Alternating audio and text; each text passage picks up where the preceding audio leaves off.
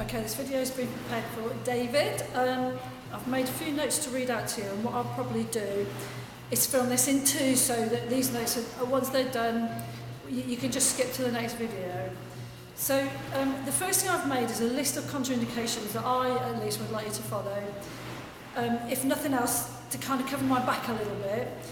We're not actually going to put in back stretches, because I'm going to actually try and help you by, instead of trying to stretch out the spine in any shape or form, which I feel is slightly contraindicative, we will strengthen the abs instead. And then in addition, I'm not putting much rotational twisting in unless it's done from a high place, so there's less stress on the back. No toe touching. Take out sit-ups. I don't do sit-ups in this gym at all now, and one of the reasons is I did a course called Hyperpressives, in which we discussed the merits of sit-ups in the traditional crunch kind of setting, and essentially it shows that research says there's no real advantage to doing sit-ups or crunches. And the other real baddie for you would be double leg raises. You know, normally where you're lying on your back and your legs are drifting forward and back. Really not good for people with any kind of spine problem. Your bike riding concerns me unless you can get into an upright position. Leaning forward on a bike, again, we're trying to avoid flexion in the spine. If anything, again, I want to get it through the abs wall rather than the back wall, if you like. But you'd be okay doing mountain biking or upright biking. It's the leaning forward that puts a stress on the lumbar curve. We're taking away the natural lumbar curve there. Running, I have to say, I'm not mad keen for you, and I did say that the other day. And also, I don't think I mentioned the other day, but something that occurred to me that I'd totally forgotten about is you have a very heavy footfall. In other words, you're going to be putting more stress on the spine than a normal runner, and they put enough. There's an incredible amount of weight you put through each footfall.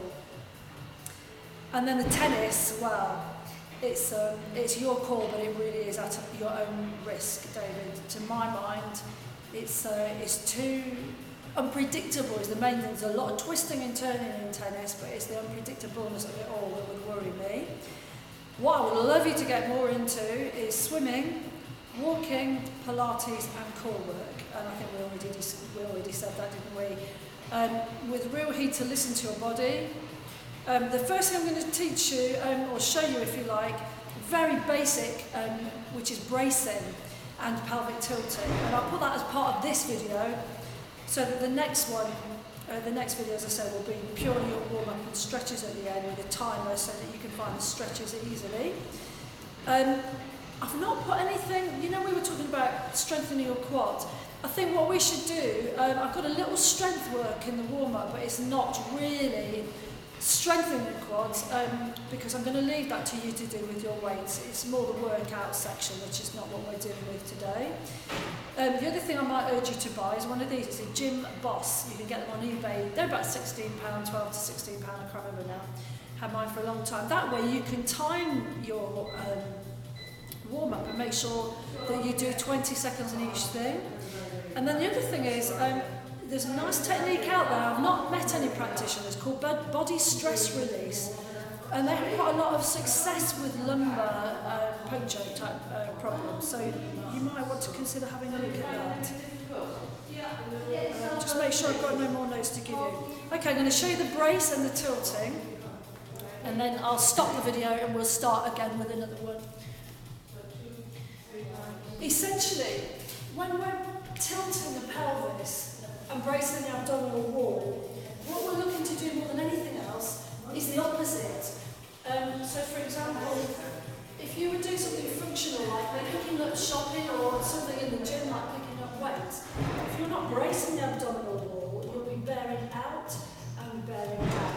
So you're in a way detraining, but worse than that, if we were saying this the other day, weren't we? If you're letting the tummy muscles out, then the back is compromised, which is the last thing we want to do. So it's simply a matter of you breathe in, as you breathe out. If you had a belt on, literally it would loosen off as you draw the abdominal wall back. In addition to that, there's absolutely no harm in showing you the little pelvic tilt where you tuck the tailbone under. So we're not trying to flatten out the back, we're just trying to protect it. We're not trying to take out the lumbar curve, particularly if you are lordotic. And that's it. I want you to just bear that in mind, and I will keep reminding you as we go through this routine.